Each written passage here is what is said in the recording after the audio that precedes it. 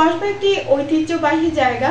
অতি প্রাচীনকাল থেকে কসবার নামটি বাংলার ইতিহাসে জায়গা করে নিয়েছিল। কসবা একটি ফরাসি শব্দ, সেটি কসবা মানেই হচ্ছে কৈলাগড়। দ্যাট মিনস কসবা প্রাচীনকাল থেকে একটি দুর্গ নগরী ছিল।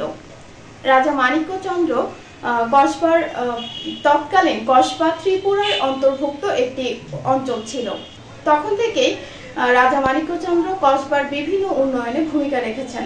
কসবাতে বিভিন্ন ধরনের স্থাপনা, দিঘি ইত্যাদি খনন করেছেন জনসাধারণের জন্য। এতক্ষণ ধরে কসবা টিভির সাথে থাকার জন্য আপনাদের ধন্যবাদ। কসবা টিভিকে লাইক, শেয়ার এবং সাবস্ক্রাইব করে পাশে থাকুন। আল্লাহ হাফেজ।